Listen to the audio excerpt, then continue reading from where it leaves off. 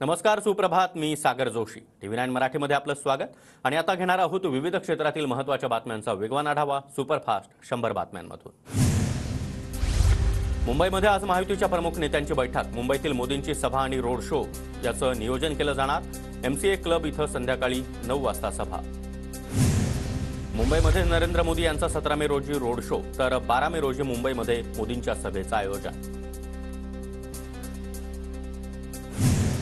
जालन्यामध्ये आज केंद्रीय गृहमंत्री अमित शहांची सभा. संध्याकाळी 5 वाजता रावसाहेब दानवे यांच्या प्रचारासाठी सभेचं आयोजन. जालन्यामधील घाटनांद्रा गावामध्ये अब्दुल सत्तार, रावसाहेब दानवे यांच्या विरोधामध्ये जोरदार घोषणाबाजी. महायुतीची प्रचार सभा सुरू असताना सत्तार आणि दानवे यांच्या विरोधात मोठ्या प्रमाणात घोषणा.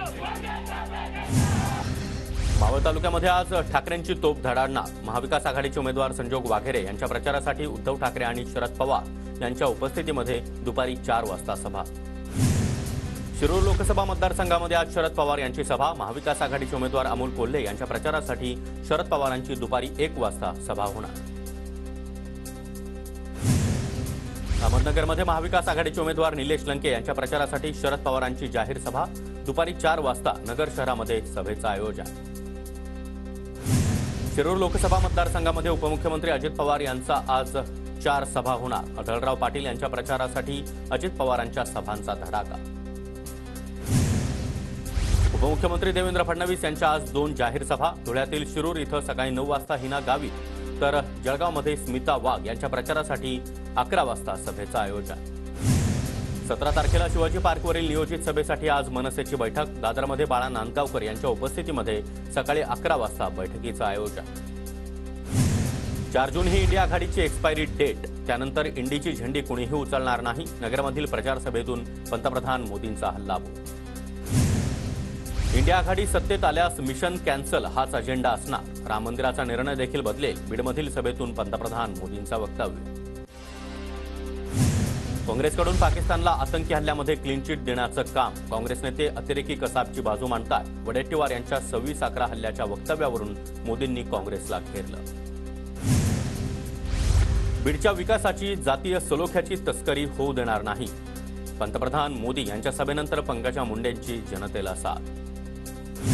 4 जूनला तुमचा बुरसटलेला माल केराच्या टोपलीत फेकू. 4 जूनला लोक मोदी सरकारचं विसर्जन करतील. उद्धव ठाकरे यांचा पंतप्रधान मोदींच्या दाव्यावर पलटवार. आमच्याकडे मोदी नावाचा सर्वात मोठा अणुबॉम्ब. आमच्याकडचा अणुबॉम्ब घरात घुसून मारतो. ठाकरेंच्या टीकेनंतर एकनाथ शिंदेंचा पलटवार. मोदींच्या काळामध्ये लाखो महिलांचं मंगळसूत्र गहाण पडलं. देशाला इतका हुकुमशाही वृत्तीचा पंतप्रधान कधीही लाभला नव्हता. संजय राऊतांचा मोदींवर निशाणा. नरेंद्र मोदी इंडिया आघाडीला घाबरलेत. देशाचा विकास काँग्रेसनं केला. 10 वर्षामध्ये भाजपनं देश विकला. नाना पटोलेंचा मोदींवर निशाणा. दिल्ली गाजवणार मुंडे साहेबांची लेख. कुठून आली तुतारी फेक. बीडच्या सभेमध्ये मुख्यमंत्री एकनाथ शिंदेंची कविता. 4 जूननंतर विरोधकांची लंका खाक होणार. तुतारीची पिपाणी होणार. बीडच्या सभेतून एकनाथ शिंदे यांचा विरोधकांवर हल्लाबोल. रत्नागिरी सिंधुदुर्ग लोकसभेमध्ये नारायण राणे पराभवाचा चौकार मारतील तर विनायक राऊत पुन्हा एकदा लोकसभेत जातील. संजय राऊतांचा दावा. शरद पवार गटाच्या तक्रारीनंतर पुणे जिल्हा मध्यवर्ती सहकारी बँकेवर गुन्हा नोंद. मतदारसंघामध्ये पैसे वाटण्यासाठी बँकेचा वापर झाल्याचा आरोप. संबंधितांवर कारवाई करण्याची मागणी. गुन्हा दाखल झाल्यानंतर रुपाली चाकणकर यांचं ट्विट. पवार गटाच्या ओबीसी अध्यक्ष बाळासाहेब रायकर यांचा पूजेचं ताट हातात घेतलेला फोटो ट्विट. बूथवर काम करणाऱ्या पवार गटाच्या कार्यकर्त्यांना दत्ता भरणे यांच्याकडून शिवीगाळ. रोहित पवारांकडून दत्ता भरणे यांचा व्हिडिओ ट्विट करत आरोप. आमदार दत्ता भरणे यांच्या विरोधामध्ये शरद पवार गटाकडून निवडणूक आयोगामध्ये तक्रार. भरणे यांनी गावकऱ्यांना शिवीगाळ करत धमकावल्याचा आरोप. तर दत्ता भरणे यांचं व्हिडिओ नंतरचं स्टेटमेंट पाहिलं. त्या व्यक्तीला दुसऱ्या लोकांनी मारहाण केली होती. किरकोळ वाद होऊ नये म्हणूनच हस्तक्षेप केला. दत्ता भरणे तक्रार करणार नाहीत. वकिलांमार्फत उत्तर देतील. अजित पवार यांची माहिती. अजित पवार आणि चंद्रशेखर बावनकुळे यांना निवडणूक आयोगाची नोटीस. भाषण करताना प्रलोभन देऊ नका. निवडणूक आयोगाच्या सूचना. शरद पवार गटाकडून तक्रार. नाशिकचे उमेदवार हेमंत गोडसे, राजाभाऊ वाजे, शांतिगिरी महाराज यांच्यासह भास्कर भगरे यांना निवडणूक आयोगाची नोटीस. पूर्वपरवानगी न घेता सोशल मीडियावर प्रचार केल्यानं नोटीस. महायुतीचे उमेदवार मुरलीधर मोहोळ यांच्यासाठी राज ठाकरे यांची 10 तारखेला सभा. मनसेच्या प्रमुख नेत्यांच्या उपस्थितीमध्ये पुण्यामध्ये आढावा बैठक. अमित ठाकरे, बाळा नांदगावकर, नितीन सरदेसाई यांच्या उपस्थितीमध्ये बैठक. कल्याण लोकसभेचे महायुतीचे उमेदवार श्रीकांत शिंदे यांचं अंबरनाथमध्ये जंगी स्वागत. कार्यकर्त्यांकडून श्रीकांत शिंदेंवर जेसीबीच्या माध्यमातून पुष्पवृष्टी. शिंदे गटाचे खासदार राजेंद्र गावित यांचा भाजपमध्ये प्रवेश. स्वखुशीनं भाजपमध्ये दाखल झालोय, त्याचा आनंद. पक्षप्रवेशानंतर राजेंद्र गावित यांचं मत. माझ्याकडे आयटीनं पैशांची कुठलीही मागणी केली नाही. निवडणूक आयोगाकडे मी सगळी कागदपत्र सादर केली आहेत. आयटीनं पैशांची मागणी केल्याचा दावा यामिनी जाधव यांनी फेटाळला. अमोल कोल्हे सर्वात मोठे महागद्दार. निष्ठा आणि अमोल कोल्हेंचा काही एक संबंध नाही. 5 वर्षांपूर्वी लोकांनी चुकीचा खासदार निवडला. शिवाजीराव आढळराव पाटलांची अमोल कोल्हेंवर जोरदार टीका. संकटमोचक स्वतः जळगाव जिल्ह्यावरचे संकट आहे. ठाकरे गटाचे नेते उन्मेष पाटील यांची गिरीश महाजनांवर टीका.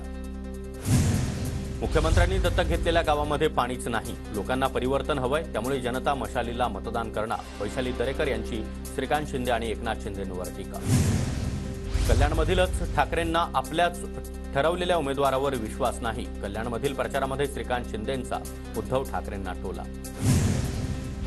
डोंबिवलीमध्ये महायुतीच्या प्रचार कार्यालयाचं उद्घाटन. सकारात्मक प्रचार करा, केलेली कामं लोकांपर्यंत पोहोचवा. विरोधकांवर टीका टिप्पणी करण्याची गरज नाही. श्रीकांत शिंदे यांचे कार्यकर्त्यांना आवाहन. श्रीनिवास वनगा पालघरच्या महायुतीच्या उमेदवाराचं नाव विसरले. हेमंत सावरा यांचं नाव न घेता वनगांनी विष्णू सावरा यांचं नाव घेतलं. चूक लक्षात आल्यानंतर श्रीनिवास वनगांनी माफी मागितली. संभाजीनगरमध्ये मतांचं विभाजन झाल्यास जलील यांचा विजय होणार. तर चंद्रकांत खैरे यांनी त्यांच्या 20 वर्षातील एकतरी काम दाखवावं. शिरसाट आणि भुमरेंची चंद्रकांत खैरे यांच्यावर टीका. महायुतीचे उमेदवार पियुष गोयल यांचा कांदिवलीमध्ये रोड शो. जागोजागी पियुष गोयल यांच्यावर पुष्पवृष्टी करत स्वागत. मोदींनी 400चा टप्पा पार करावा, ही जनतेची इच्छा. गोयल यांचं वक्तव्य. धाराशिव जिल्ह्याच्या भूम तालुक्यातील मतदान केंद्रावर रात्री 9 वाजेपर्यंत मतदान. दुपारी उन्हाच्या कडाक्यामुळे मतदानासाठी मतदारांकडून संध्याकाळी गर्दी.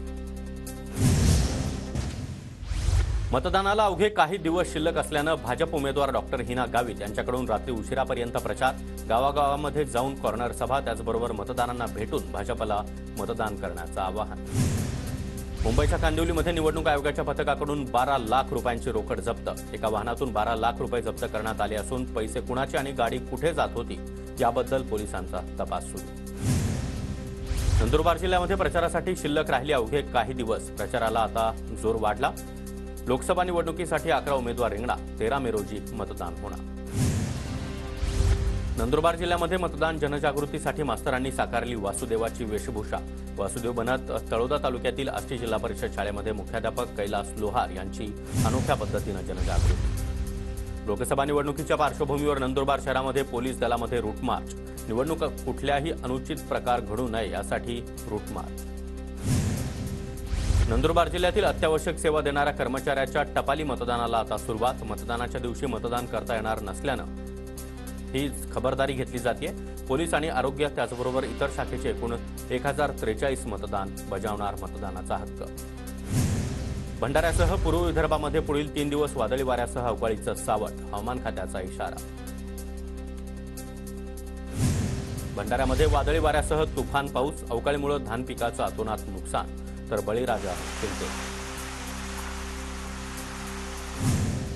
नागपूरच्या मौदा तालुक्यातील काही भागामध्ये गारांचा पाऊस. जोरदार पावसामुळे पिकांचं नुकसान होण्याची शक्यता. गोंदिया जिल्ह्यामध्ये अवकाळी पावसाचा मोठा तडाखा. वादळी वाऱ्यामुळे नागरिकांची काही काळ तारांबळ. तर अवकाळी पावसाचा शेती पिकांना मोठा फटका.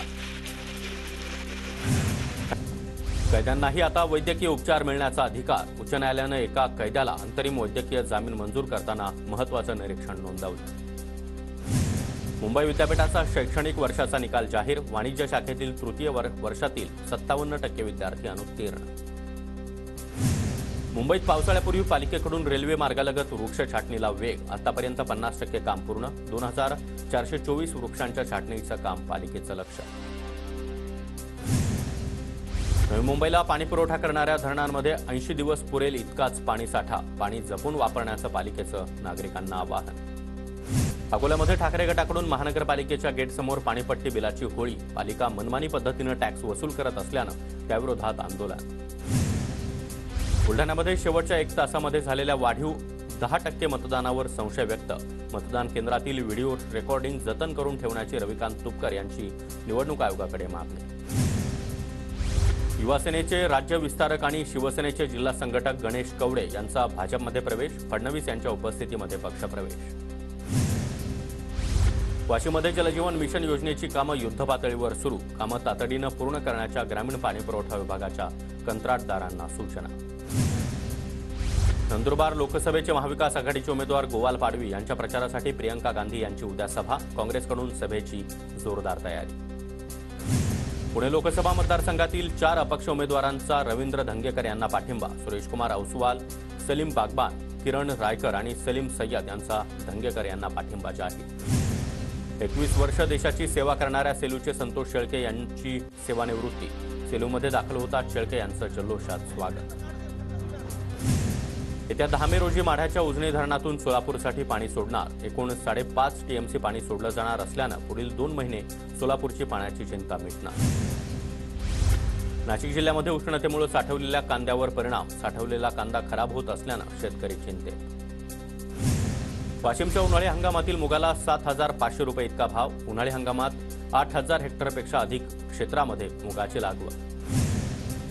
हिंगोलीमध्ये 15,000 क्विंटल हळदीची आवक. हळद विक्रीसाठी शेतकऱ्यांचा बाजार समितीमध्ये 5 दिवस मुक्काम. वाहनांच्या लांबच लांब रांगा. अवकाळी पावसामुळे यंदा हळदीच्या उत्पादनामध्ये 30% घट. तर विदर्भ आणि मराठवाड्यामध्ये अद्याप हळदीची काढणी सुरू.